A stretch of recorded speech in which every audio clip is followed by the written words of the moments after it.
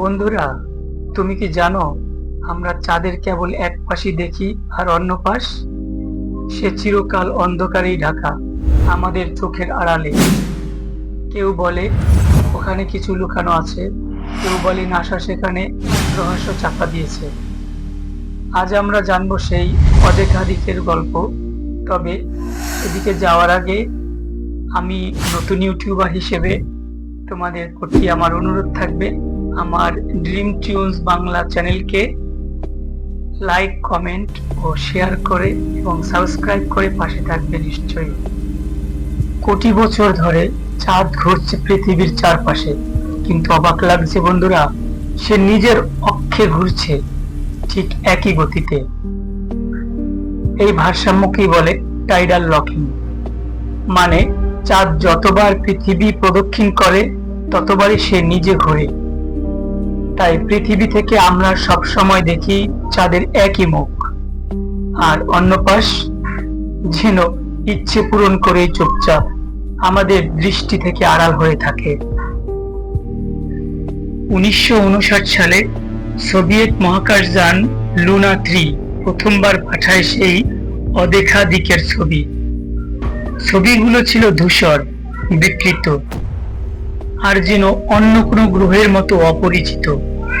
কেউ বলেছিল ওখানে আছে বিশাল গহ্বর, কেউ বলেছিল ভিন গ্রহের ঘাঁটি। নাসা নাকি কিছু তথ্য লুকিয়ে রেখেছে, এমন সিগন্যাল পেয়েছে যা ব্যাখ্যা করা যায়নি। প্রশ্ন একটাই, সত্যি কি এখানে কিছু আছে, নাকি আমরা ভয়েই তৈরি করেছি সেই অন্ধকার? কিছু তত্ত্ব বলে চাঁদের ডার্ক সাইডে আছে গোপন ঘাঁটি। কেউ কেউ দাবি করে অ্যাপোলো মিশনে কিছু ফুটেজ রহস্যজনকভাবে মুছে ফেলা হয়েছে। নাসা নিশ্চুপ, কোনো উত্তর নেই তাদের কাছে এবং তারা এর কোনো উত্তর করেনি। কিন্তু একটা বিষয় নিশ্চিত, যতবারই ক্যামেরা ঘুরে যায় কিছু জায়গায় সবসময় ছায়ায় ঢেকে থাকে। আসলে ডার্ক সাইডে অফ দ্য মুন অন্ধকার নয়, সূর্যের আলো সেখানেই পৌঁছায় ঠিকই, কিন্তু পৃথিবীর চোখ সেখানে পৌঁছায় না। তাই আমরা তাকে বলি অন্ধকার, অথচ সে কেবল অদেখা। চাঁদ কিছুই লুকায়নি, আমরাই দেখিনি। ড্রিম টিউনস বাংলা, রহস্য যেখানে শেষ হয় শুরু হয় কৌতূহল।